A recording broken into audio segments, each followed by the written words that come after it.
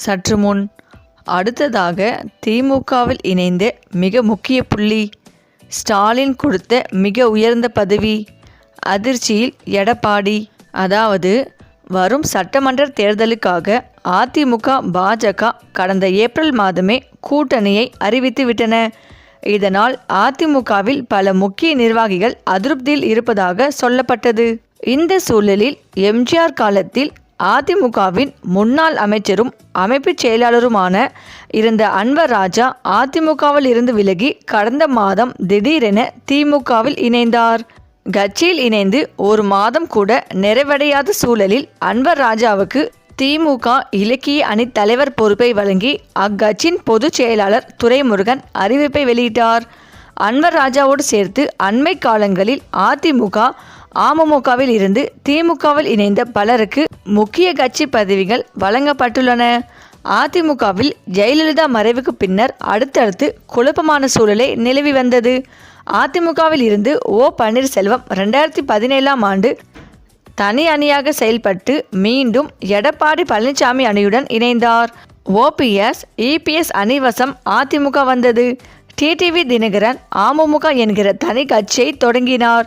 இதனால் அவருக்கு ஆதரவாக இருந்த சட்டமன்ற உறுப்பினர்கள் தகுதி நீக்கம் செய்யப்பட்டனர்.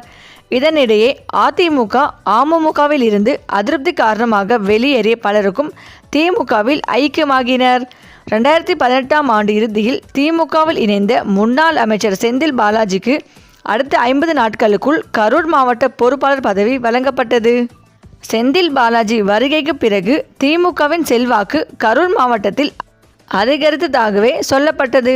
செந்தில் பாலாஜி அமைச்சராகவும் ஆன நிலையில் தற்போது திமுகவின் மண்டல பொறுப்பாளர்களில் ஒருவராக உள்ளார். அமமுகவில் இருந்து விலகி திமுகவில் இணைந்த எம்பி தங்க தமிழ்ச்செல்வனுக்கு முக்கிய பதவிகளில் ஒன்றான கொள்கை பரப்பு செயலாளர் பொறுப்பு வழங்கப்பட்டது. தான் மாவட்ட அரசியலில் கவனம் செலுத்த விரும்புகிறேன் என்று அவர் கூற தேனி வடக்கு மாவட்ட செயலாளர் பொறுப்பு வழங்கப்பட்டது. தற்போது தேனி மக்களவை உறுப்பினராக இருந்து வருகிறார். இதேபோல் 2021ஆம் ஆண்டு அமமுகவில் இருந்து விலகி திமுகவில் இணைந்த முன்னாள் அமைச்சர் பழனியப்பனுக்கும் தருமபுரி மேற்கு மாவட்ட செயலாளர் பொறுப்பு வழங்கப்பட்டது. 2023ஆம் ஆண்டு திமுகவில் இணைந்த முன்னாள் அமைச்சர் தோப்பு வெங்கடாச்சலத்துக்கு ஈரோடு மத்திய மாவட்ட செயலர் பதவி வழங்கப்பட்டுள்ளது. 2020ஆம் ஆண்டு திமுகவில் சேர்ந்த முன்னாள் எம்பி லட்சுமணுக்கும் விழுப்புரம் மத்திய மாவட்ட செயலர் பொறுப்பையும் வழங்கியுள்ளார் ஸ்டாலின். அதேபோல் தென் சென்னை மாவட்ட செயலாளராக இருந்த விபி கலைராஜன் திமுகவில் இணைந்த பிறகு அவருக்கு இலக்கிய அணி செயலாளர் பதவி வழங்கப்பட்டுள்ளது. ஆக தற்போது ஸ்டாலின் அமைச்சரவையில் பலரும் அதிமுகவில் இருந்து விலகி திமுகவுக்கு வந்தவர்களாக உள்ளனர். இந்த சூழலில் புதிதாக அதிமுகவில் இருந்து வந்தவர்களுக்கு உடனே பதவி அளிப்பது திமுகவின் நீண்ட காலமாக பணியாற்றி முக்கிய பொறுப்புகள் எதுவும் கிடைக்காமல் இருப்பவர்களுக்கு அதிருப்தியை ஏற்படுத்தியுள்ளது. ஆனால் மாற்று கட்சியில் இருந்து வந்தாலும் திறமைக்கு மரியாதை அளிக்கும் கட்சியாக திமுக உள்ளது என்றும் இதனால் மேலும் சில அதிமுக தலைவர்கள் திமுகவுக்கு வரவும் வாய்ப்புள்ளதாக சொல்கிறார்கள் திமுக வட்டாரங்கள்.